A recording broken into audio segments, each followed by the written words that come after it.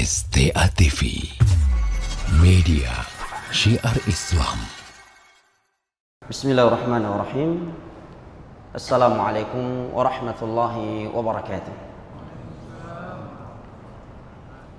Alhamdulillah, wassalatu wassalamu ala rasulillah wa ala alihi wa sahbihi wa sallama tasliman katsira, amma ba'd.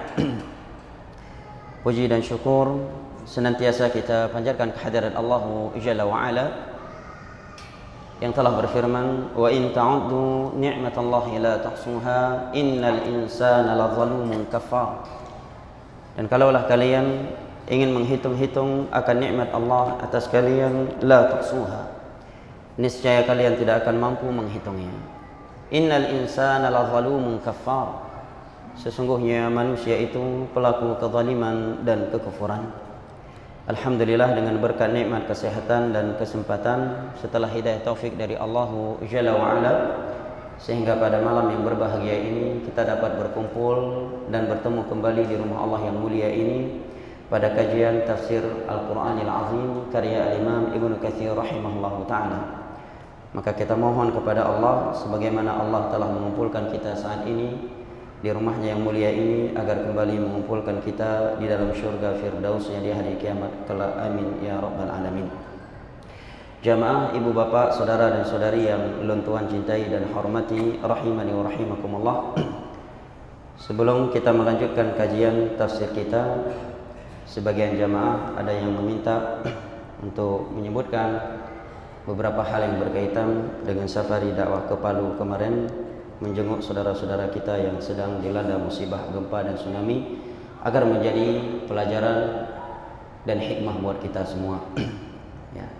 Maka secara ringkas di awal kajian malam ini saya ingin menyebutkan beberapa hal yang mudah-mudahan menjadi pelajaran bagi kita semua dari musibah tersebut. Selama saya 4 hari di sana ke beberapa titik dan pusatnya gempa dan tsunami, dan alhamdulillah ada beberapa desa binaan kita dan teman-teman relawan silih berganti datang, dan sampai hari ini mereka masih di sana. Demikian juga ustadz-ustadz dari berbagai daerah ya datang silih berganti sampai hari ini, datang ke sana memberi siraman rohani dan memberi kajian-kajian di beberapa desa binaan yang mana kita membuat posko bersama, ya, posko bersama as-sunnah. Banyak pelajaran yang kita dapat petik dari kejadian tersebut, dari musibah tersebut. Yang pertama, bahwa Allah Jalla wa Ala terkadang menegur kita dengan ayat kauniyahnya. Karena terkadang ayat syar'iyah itu tidak bisa menegur dan menghardik hati sebagian manusia, karena kerasnya hati mereka, karena jauhnya mereka dari Allah. Dan itu telah Allah terangkan dalam Al-Quran. Allah berfirman, ثُمَّ قَسَتْ قُلُوبُهُمْ فَهِيَ كَالْحِجَارَةِ أَوْ أَشَدُّ قَسْوَةً. Kemudian hati-hati mereka itu mengeras seperti batu. Bahkan ada hati sebagian manusia itu lebih keras daripada batu. Allah Jalla wa Ala juga berfirman di dalam surat Al-Hasyr, لو أنزلنا هذا القرآن على جبل لرأيته خاشعا متصدعا من خشية الله وتلك الأمثال نضربها للناس لعلهم يتفكرون. Andai kata Al-Quran ini kami turunkan kepada gunung, niscaya engkau akan melihat gunung itu meletus, hancur karena takut kepada Allah tatkala melewati ayat-ayat suci Al-Quran. Dan itu merupakan permisalan yang kami berikan kepada manusia agar mereka berfikir. Nah, terkadang betapa sering kita melewati ayat-ayat Al-Quranul Karim yang berbicara tentang neraka, yang berbicara tentang dahsyatnya azab dalam api neraka, indahnya syurga, yang menceritakan kepada kita umat-umat yang telah dibinasakan oleh Allah sebelum kita dikarenakan pelanggaran mereka terhadap agama Allah. Terkadang kita mendapatkan hati kita tidak tertegur, hati kita tidak bisa menangis dan tidak bertambah takut kepada Allah Jalla wa Ala serta dekat dengannya. Tetapi begitu datang teguran Allah Jalla wa Ala dengan ayat-ayat kauniyahnya, maka tidak sedikit manusia bertobat, ingat dan mendekat kepada Allah Jalla wa'ala, seperti terjadinya gempa, terjadinya bumi. Makanya terkadang ayat kauniyah itu lebih memukul sebagian manusia daripada ayat syar'iyah. Padahal kalau kita melihat kepada kehidupan para sahabat Nabi, mereka lebih tertegur dengan ayat syar'iyah daripada ayat kauniyah. Sebagai contoh misalkan Utsman bin Affan radhiyallahu anhu dalam riwayat Imam Muslim, ketika masuk ke pemakaman kuburan, beliau menangis hatta tabulla lihiyatuh, sehingga jenggot beliau itu basah dengan air matanya. Maka sebagian hadirin yang ada di pemakaman tersebut berkata kepada beliau, "Wahai Utsman, kami tidak melihat engkau menangis seperti ini ketika engkau mendengar ayat-ayat atau hadis-hadis tentang neraka. Kenapa ketika engkau berada di tengah-tengah kuburan engkau menangis seperti ini?" Maka beliau menyatakan, "Laqad sami'tu Rasulullah sallallahu alaihi wasallam yaqul, inna hadhihi al-qubur awwal manazil al-akhirah, fa in naja minha fama ba'dahu aysar min." Yang membuat aku menangis ketika melihat kuburan, karena Nabi sallallahu alaihi wasallam pernah bersabda, sesungguhnya alam barzakh, alam kubur adalah jenjang pertama dari jenjang akhirat. Barang siapa yang di alam kubur dia selamat, maka setelahnya dia pasti akan lebih selamat. Artinya kalau di sini kita saja sudah diadab, maka tentunya kita akan binasa dan celaka setelahnya. Ini menerangkan kepada kita bahwa mereka para sahabat Nabi ya sangat tertegur dengan ayat-ayat syar'iyah. Sebagai contoh lagi, sebagian sahabat Nabi SAW disebutkan ada yang tidak bisa tidur di malam hari setelah mendengar ayat-ayat dan hadis-hadis tentang neraka. Demikian juga suatu hari dalam riwayat Al-Imam Al-Bukhari dari Anas bin Malik radhiyallahu anhu, suatu ketika para sahabat Nabi SAW melihat Nabi tertawa sendiri, senyum sendiri. Setelah beliau senyum, tiba-tiba beliau menangis. Maka para sahabat bertanya, "Apa yang engkau pikirkan wahai Rasulullah? Engkau tertawa, senyum, kemudian langsung menangis. Apa yang terjadi?" Maka Nabi SAW bersabda, "Ma ra'aitu al-khair wa syarr mithla al-yawm." Sungguh aku tidak pernah melihat kebaikan atau kejelekan seperti hari ini. Aku tertawa karena diperlihatkan kepadaku isi surga. Kemudian aku menangis karena setelah itu diperlihatkan kepadaku isi neraka Allah. Kemudian Nabi SAW bersabda, "Lau ta'lamuna kama a'lam la dhahiktum qalilan wa la bakaytum katsira."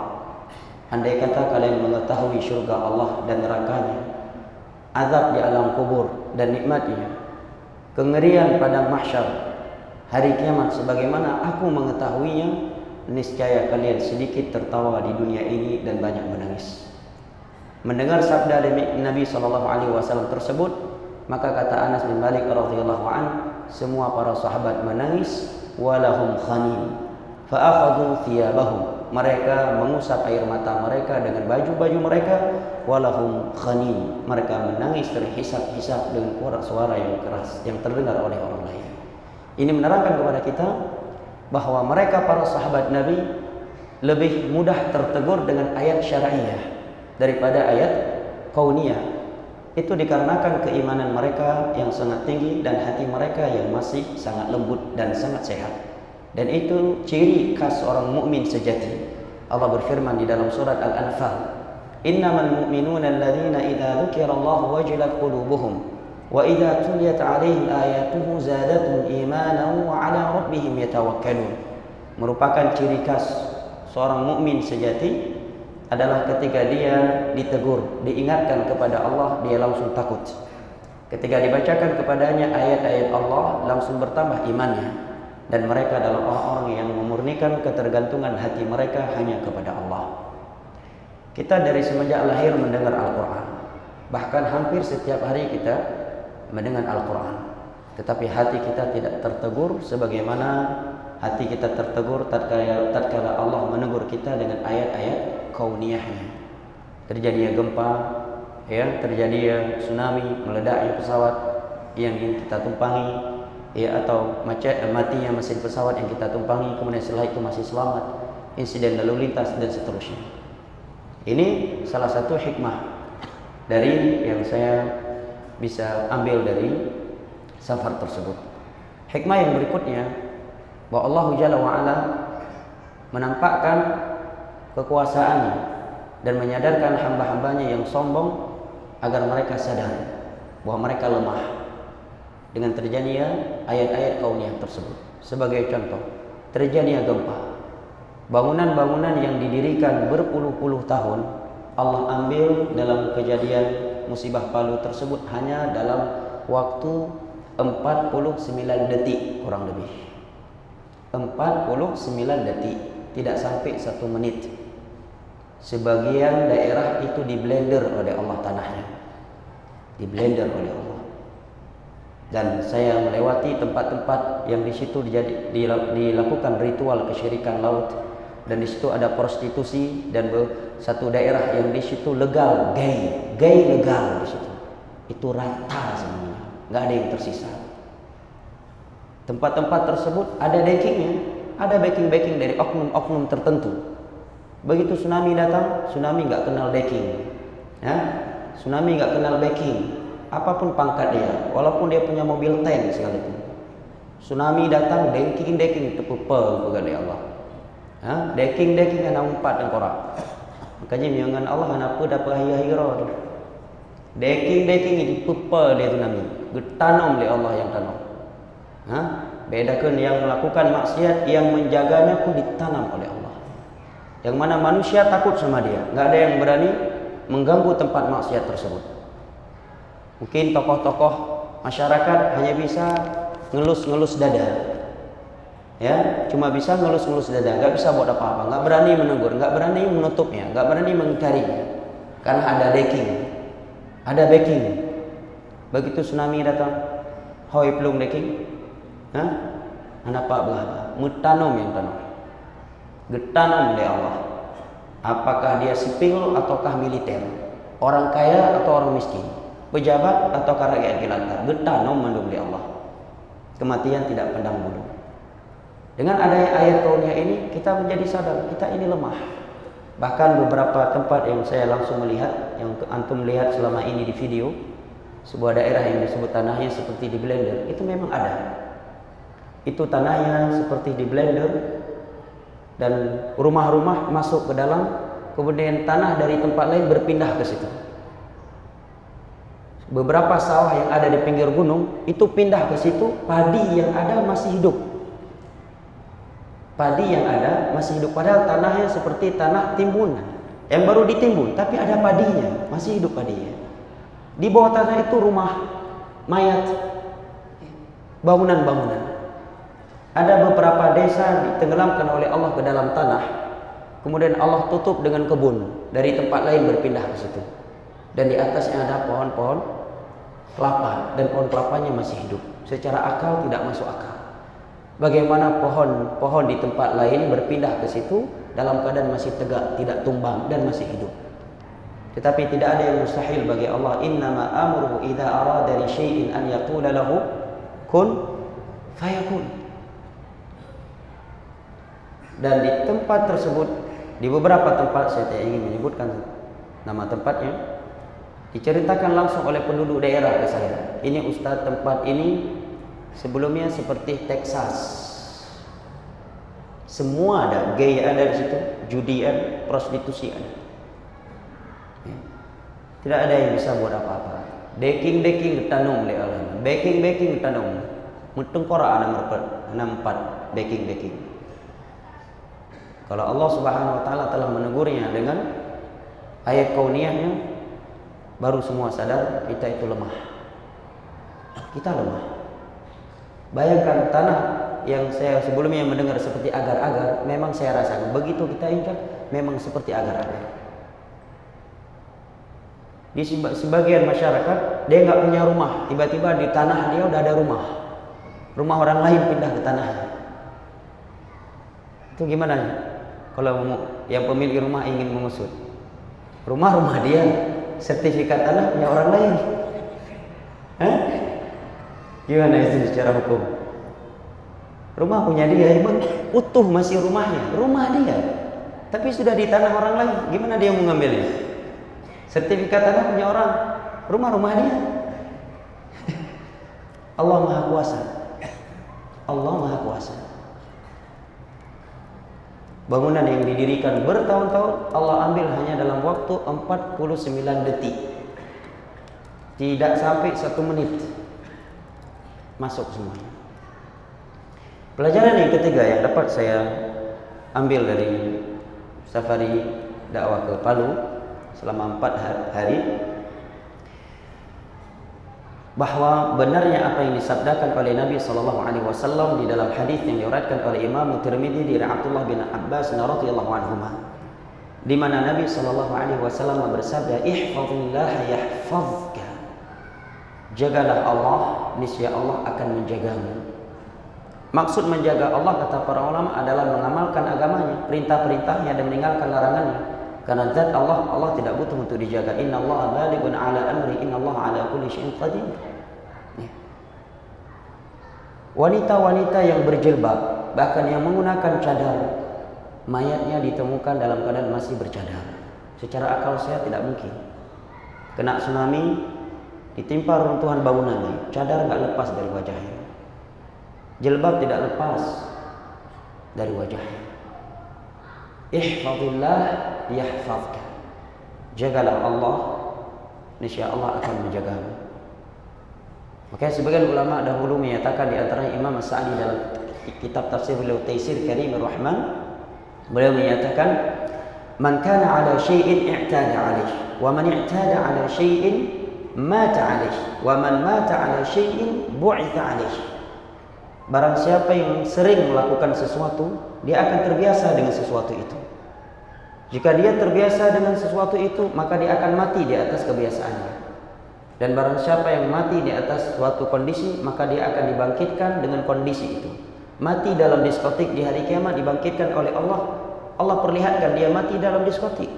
Walaupun setelah itu mayatnya dimandikan, dikafankan, dikuburkan, tetap di hari kiamat dibangkitkan dia mati dalam keadaan di dalam diskotik. Dia mati pesawatnya meledak, tujuannya ingin teken kontrak korupsi, ingin ngantar fee haram, matinya tetap seperti itu. Matinya di dalam ruangan riba misalkan, dibangkitkan juga demikian. Dalam hadis riwayat Al-Imam Al-Bukhari dari sahabat Abu Musa Al-Asy'ari radhiyallahu anhu, Nabi sallallahu alaihi wasallam bersabda, "Yub'atsu kullu 'abdin 'ala ma mata 'alaihi." Setiap orang itu akan dibangkitkan oleh Allah sesuai dengan kondisi matinya. Kiban mati yang kelagian dibangkitkan oleh Allah di padang mahsyar. Maka menjaga hati sangatlah penting. Ya, menjaga hati sangatlah penting. Karena terkadang bisa jadi seorang mati dan kondisi orang lain menilai dia husnul khatimah, tetapi hakikatnya dia su'ul khatimah. Bagaimana? Karena niat. Dia meninggal dalam keadaan sujud. Orang lain menilai dia mati husnul khatimah, tetapi dia di sisi Allah su'ul khatimah karena ketika salat dalam keadaan riya. Salatnya riya. Atau dia sedang berceramah, meninggal sedang ceramah, orang lain menilai Masya Allah ustaz tersebut mati sedang dakwah. Orang menilai dia husnul khatimah, padahal dia di sisi Allah su'ul khatimah, berceramah dalam keadaan ujub, cinta popularitas, ingin dipuji, riya, mati su'ul khatimah. Maka menjaga hati itu sangatlah penting, dan itu tidak mudah. Makanya di antara doa yang paling sering Nabi bacakan, Allahumma muqallibal qulub tsabbit qalbi ala dinik. Ya Allah, Engkau adalah zat yang mutarbalikkan hati. Terkadang di pagi hari kita ikhlas, siangnya riya, sore ikhlas, malamnya riya, pas riya pula kita mati. Tsabbit qalbi ala dinik. Ya Allah, kokohkanlah hatiku di atas agamamu. Sufyan Ats-Tsauri, seorang ulama salaf, gurunya Imam Syafi'i, beliau menyatakan, ma'alajtu syai'an asyadda 'alayya min niyyati. Sungguh tidak ada sesuatu yang lebih susah aku luruskan daripada hatiku. Daripada hati. Dan merupakan tipu daya syaitan kepada seorang hamba, dia merasa aman dari riya. dia merasa aman dari riya. Hasan Al-Basri menyatakan, ma khafahu illa mu'min wa ma aminahu illa munafiq. Tidak ada yang merasa takut dari riya, dari kemunafikan, kecuali dia mukmin sejati. Dan tidaklah ada yang merasa aman dari riya, dari kemunafikan, kecuali dia seorang yang munafik. Dan itu yang kita khawatirkan tatkala kita awalnya baik, kemudian buruk, dan kita mati dalam keadaan sedang melakukan maksiat. Nabi menyatakan, innamal a'malu bil khawatim. Amalan itu dengan penutupnya. Bukan pas di masjid kita mati, pas sedang di area maksiat pula kita mati. Innamal a'malu bil khawatim. Amalan itu dengan penutupnya. Hadis riwayat Imam Al-Bukhari dari Sahal bin Sa'ad As-Sa'idi radhiyallahu anhu. Pelajaran yang lainnya yang bisa kita petik dari musibah tersebut, bahwa hidayah itu mahal. Hidayah itu mahal. Kenapa saya katakan demikian? Pas kita datang di beberapa tempat, di samping reruntuhan bangunan ada yang sedang main judi. Di bawah reruntuhan bangunan, tsunami dan gempa, ada yang main judi. Ada yang main judi. Ada juga yang masih minum khamar. Nerangkan kepada kita hidayah itu mahal. Maka ketika seorang diberikan hidayah, bertakwa kepada Allah, takut kepada Allah, mengamalkan agamanya, hendaknya dia mensyukurinya, menjaganya, bukan malah menyesal terlalu cepat dapat hidayah. Kadang syaitan beri bisikan kepada anak muda, apakah nawaita roh soleh, anak tumira sa zina lo, anak tumira sa ganja lo, anak tumira sa zabu lo, apakah nawaita ko hijrah, mendih kembali dino hijrah memulai belum ngan roh yang hijrah kabeh rasa madumat ya, iro anak tumira sa lo, cuma udah cerita awak yang macam. Kadang syaitan memberi bisikan demikian kepada sebagian anak muda. Kenapa saya terlalu cepat hijrahnya?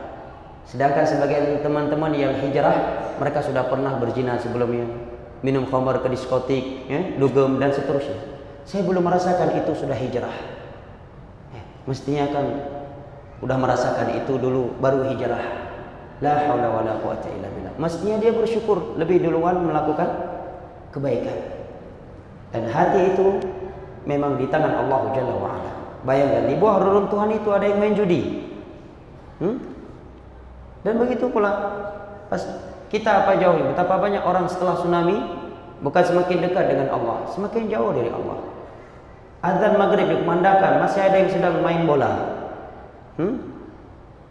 Azan maghrib dikumandangkan, masih sedang berjalan pertandingan bola. Salat tidak dilakukan, padahal 4 mazhab sepakat dosa meninggalkan salat lebih besar daripada dosa homo, dosa gay. Lebih jahat orang yang meninggalkan salat dalam Islam daripada orang yang lesbian, pemakan riba, penjudi, perampok. Sepakat 4 mazhab bahwa dosa meninggalkan salat lebih besar dari maksiat zina, homo, lesbi, mencuri, riba dan berjudi. Sekarang betapa banyak orang semangat menangkap orang yang sedang mesum. Nangkap orang yang sedang mesum, itu pun mungkin masih tanda kutip mesumnya. Baru dilihat berdua-duaan dalam kos. Karena dalam Islam seorang itu divonis berzina apabila ada 4 saksi, keempat-empatnya melihat timba sedang masuk ke dalam sumur. Tidak sekedar melihat mereka tidak berpakaian, harus keempat-empatnya melihat timba masuk ke dalam sumur. Oleh karena itu dengan 4 saksi sepanjang sejarah Islam belum pernah didapatkan, kecuali dengan pengakuan. Ditangkap, yang nangkapnya nggak sholat. Padahal kan bagus sekali. Sesekali buat razia orang nggak sholat di warung kopi. Yang nggak sholat tarik bawa masjid. Kenapa sering merazia orang mesum? Merazia orang pacaran di tempat-tempat gelap. Tapi orang yang nggak sholat nggak pernah dirazia. Pada dosa meninggalkan sholat dalam Islam lebih besar daripada dosa zina, dosa gay, dosa lebih parah daripada lesbi, berjudi, merampok, makan riba. Sepakat seluruh ulama Islam atas hal demikian, kata Imam Ibnu Qayyim dalam kitab beliau As-Shalah hukmuha wa hukmu tarikiha.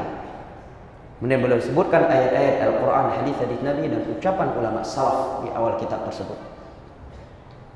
Nah, pelajaran yang lainnya, ikhwanil kiram rahimani wa rahimakumullah, bahwa kaum muslimin Di saat kondisi seperti itu, mereka sangat membutuhkan kesetiaan saudara mereka muslim. Bantuan yang paling maksimal adalah bantuan sosial dari individu manusia. Seperti kemarin saya berangkat membawa sebagian amanah ya pendengar radio Syiar Tauhid Aceh 96,1 FM. Kita bawa berapa puluh juta ya amanah dari para pendengar radio. Demikian juga dari Roja, dari Bali Mengaji dan seterusnya. Semua buat posko bersama. Ya, sebagian masyarakat sampai hari ini masih tidur di tenda. Ya, bantuan yang maksimal bantuan dari individu manusia. Sosial, bantuan sosial. Bahkan di beberapa daerah di Donggala itu saya datang, sebagian masyarakat masih tidur di gunung, trauma nggak berani turun, trauma gempa dan tsunami. Sampai ada yang bilang ke kita, Pak Ustadz, karena daerahnya memang pinggir pantai langsung, Pak Ustadz tolong bangunkan masjid untuk kami tapi di pinggir pantai langsung, biar kami nggak datang tsunami lagi, katanya. Subhanallah. Dan yang saya kagum dengan orang Sulawesi ini, yang sebagian orang menilai wataknya keras, menurut saya nggak keras, tetapi mereka mau mendengar. Misalkan pembagian sembako, setiap pembagian sembako itu sebelumnya ada siraman rohani, dan rata-rata pembagian sembako kita buat setelah sholat zuhur. Kasih kupon sehingga mau tidak mau harus hadir sholat zuhur. Dan harus dengar kajian 30 menit. Di situ kita terangkan ya apa yang perlu kita terangkan ya, untuk merenungi surga dan neraka, bersabar di atas musibah, pentingnya sholat, kita ajarkan cara wudhu, cara sholat, bahayanya syirik, bahayanya bid'ah. Mereka mau dengar. Masalah orang tujuannya ikhlas atau tidak, itu antara dia dengan Allah. Mungkin sebagian orang nggak mau dengar, bantuan boleh, tapi ceramah nggak boleh. Mereka mau dengar, masya Allah. Bahkan yang mengagumkan kita, beberapa umat Nasrani yang tinggal di pinggir gunung turun minta bantuan ke posko kita dan kita kasih kurma. Dia makan buah apa ini?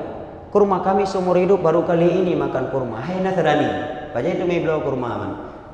Kalau kaum muslimin akan beli kurma paling tidak setiap bulan Ramadan makan kurma, ya kan? Kata mereka manis sekali buah ini. Seumur hidup kami baru ini memakannya. Bantuan sosial sangat penting. Alhamdulillah ada beberapa desa binaan kita, ada beberapa rumah hunian sementara dibuat dengan triplek, kemudian masjid-masjid darurat di bawah tenda. Alhamdulillah salat ada, dan ya teman-teman sampai hari ini masih di sana. Kemudian pelajaran yang terakhir dari kejadian tersebut, kita benar-benar merasa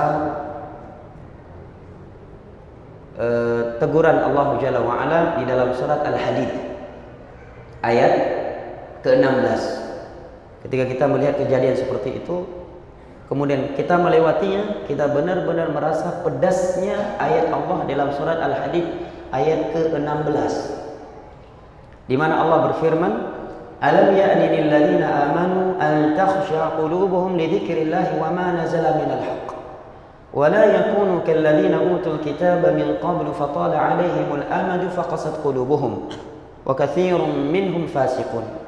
Bukankah sudah saatnya orang-orang yang punya iman, beriman kepada Allah, beriman alam barzah, adanya kuburan, adanya kematian, padang mahsyar dan seterusnya sampai berakhir dengan surga dan neraka, bukankah orang-orang yang beriman demikian sudah saatnya mereka tunduk mengingat Allah, mengikuti kebenaran yang telah Allah turunkan kepada mereka, dan janganlah mereka menjadi ya seperti Yahudi dan Nasrani. Kenapa? Semakin panjang umur mereka, semakin banyak kesempatan taubat yang kami berikan kepada mereka, semakin keras hati kita. Yang kan kereh tu ayat. Hai mina firau reng ngan ikun badai idra kamu dek be lagi Yahudi dengan Nasrani be. Kan roh tamalha. Nya lagi pegabang nang. Kalau ada teman menegur kita, kamu yang kayak Yahudi dan Nasrani ya hidupnya, pasti kita tersinggung. Tapi ini ayat. Allah menyatakan orang yang punya iman jangan hidupnya kayak Yahudi dan Nasrani. Semakin panjang umurnya, semakin banyak kesempatan kami berikan kepadanya, semakin keras hatinya. Nah sekarang kita terapkan sebanyak umur yang telah Allah berikan kepada kita, betapa banyak teguran yang telah Allah berikan. Tsunami, gempa, insiden lalu lintas, meletusnya gunung, banjir, dan seterusnya. Apakah ini belum cukup juga untuk bertobat kepada Allah? Belum saatnya kita meninggalkan riba? Belum saatnya kita meninggalkan suap menyuap? Belum saatnya kita meninggalkan kesyirikan? Ya, belum saatnya kita berhenti dari membodohi-bodohi masyarakat. Ibadah-ibadah yang tidak ada anjuran dalam agama kita anjurkan buat masyarakat. Sesuatu itu bukan dari mazhab Syafi'i, tak pegahnya dari mazhab Syafi'i. Katiap. Sudah saatnya kita berhenti datu mengut dalam agama. Sudah saatnya kita berhenti menipu masyarakat dalam masalah agama. Sudah saatnya kita berhenti dari seluruh dosa. Bahkan Allah berfirman di dalam surat yang lain, awalam nu'ammirkum ma yatadzakkaru fihi man tadzakara wa ja'akumun nadhir.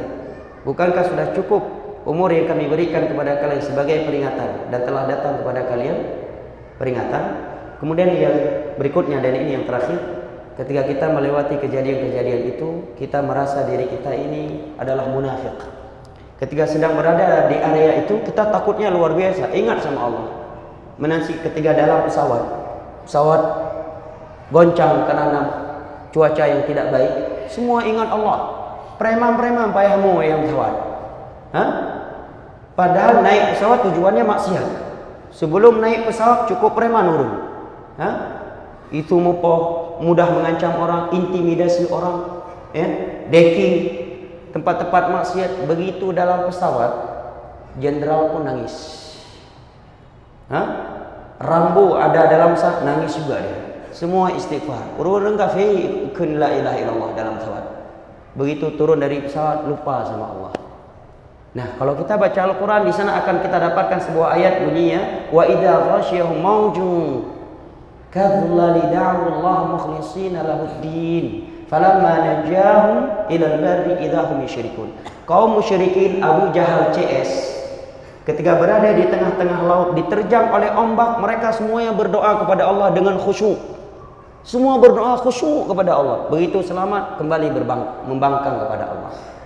Begitu dalam pesawat semuanya istighfar. Mau preman, yang kaya, yang miskin, pejabat, rakyat jelata. Walaupun dia naik pesawat tadinya tujuannya ingin teken kontrak, ingin memberikan ngantar fee haram, ingin suap menyuap, ingin korupsi, ingin ke tempat prostitusi. Begitu dalam pesawat mandum lemah, hijau badan. Payahmu, preman-preman payahmu. Begitu selamat langsung lupa sama Allah.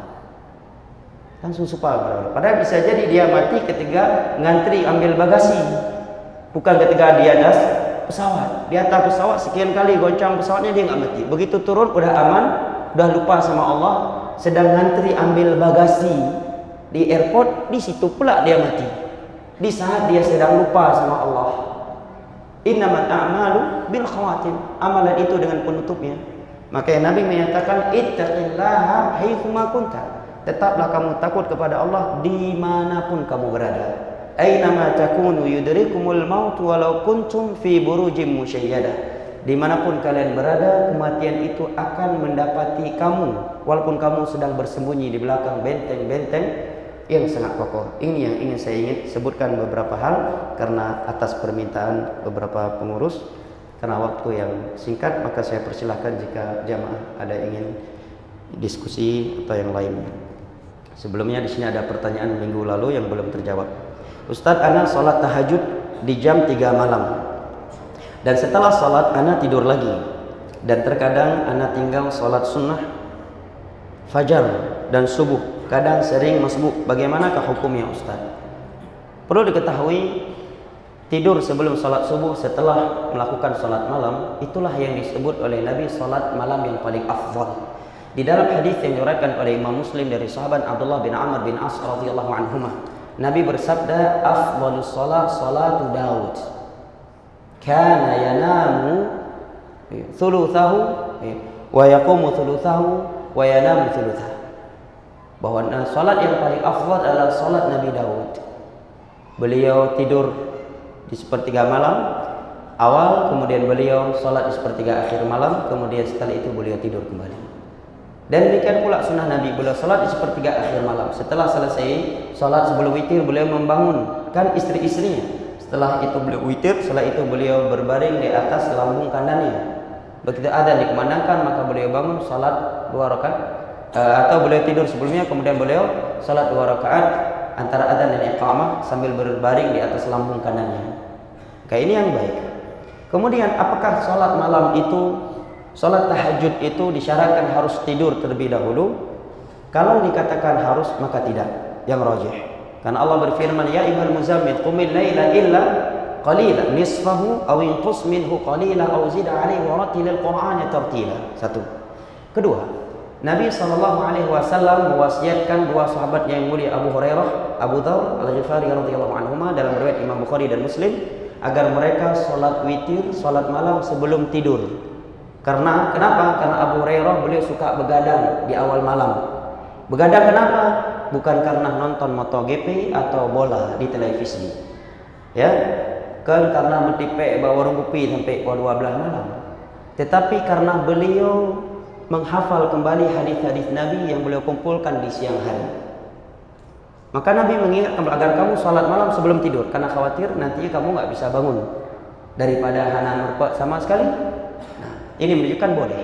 Dan salat malam itu dimulai, kata para ulama fikih, dari semenjak kita selesai melakukan salat isya. Walaupun salat isya kita lakukan dengan jamak takdim, tatkala kita dalam safar. Misalkan dalam safar, kita salat maghrib, kemudian kita bawa isya ke maghrib, ini disebut dengan jamak takdim. Setelah itu sudah boleh melakukan salat malam.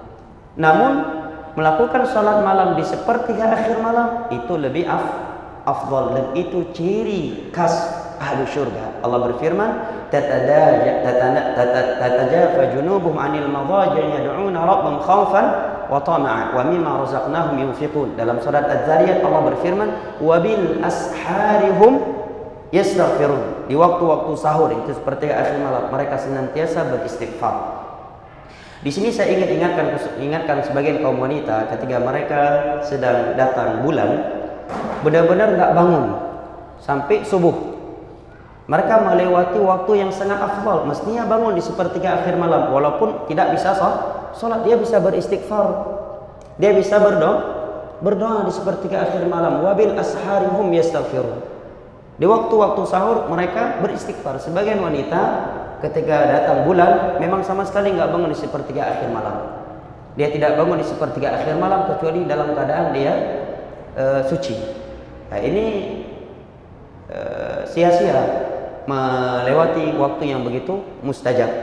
Kemudian kalau saya tertinggal dari salat 2 rakaat fajar tadi, maka jawabannya boleh diqadha setelah salat subuh dan boleh juga di waktu duha. Dalilnya adalah hadis riwayat Imam Abu Dawud. Suatu ketika Nabi SAW selesai salat subuh, tiba-tiba beliau melihat sahabatnya langsung bangkit salat 2 rakaat. Maka beliau menegurnya. Kemudian beliau bertanya, salat apa? Dia pun menjawab, salat 2 rakaat fajar. Maka Nabi pun membiarkannya. Dari ini para ulama memberikan beberapa hukum. Yang pertama, boleh yang mengqadha 2 rakaat fajar setelah salat subuh, karena sebelumnya tak terkejar, tertidur, atau karena waktu nggak cukup. Yang kedua, agar seorang yang salat sunnah, dia berpindah dari salat tempat salat wajibnya.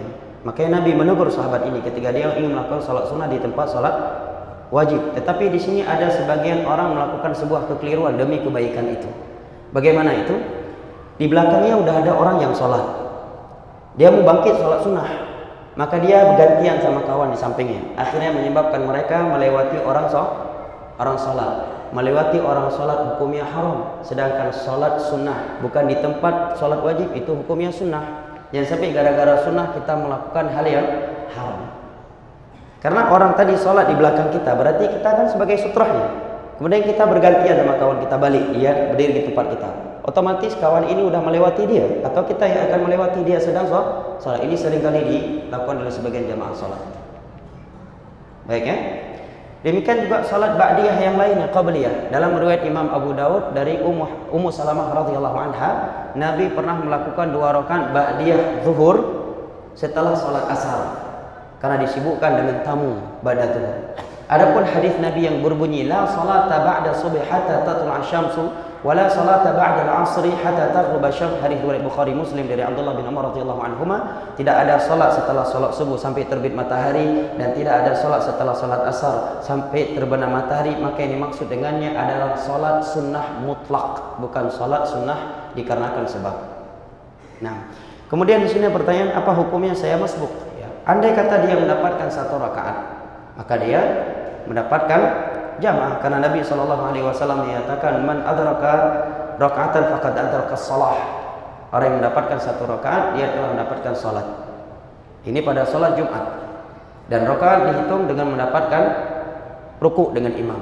Bahkan Syekh Muhammad bin Shalih Al-Utsaimin dalam Majmu' Fatawa yang menyebutkan bahawa dia dapat tasyahud akhir saja bersama imam, itu sudah mendapatkan pahala salat jamaah. Apa dalilnya? Dalilnya adalah hadis-hadis Nabi yang memberitakan kita untuk langsung masuk ke solat bagaimanapun kondisi imam. Andai kata kita tidak mendapatkan keutamaan solat imam tersebut, tentu Nabi tidak akan memerintahkan kita untuk langsung masuk ke dalam saf. Itu sisi pendalilannya. Baik.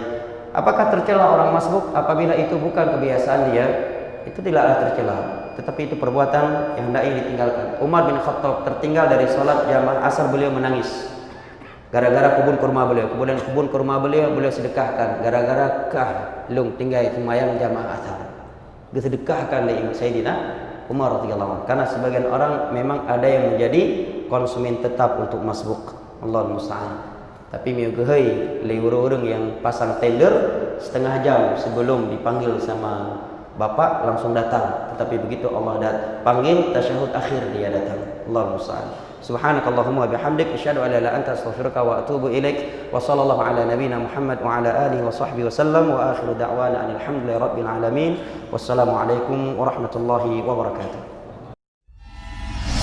STA TV Media Syiar Islam.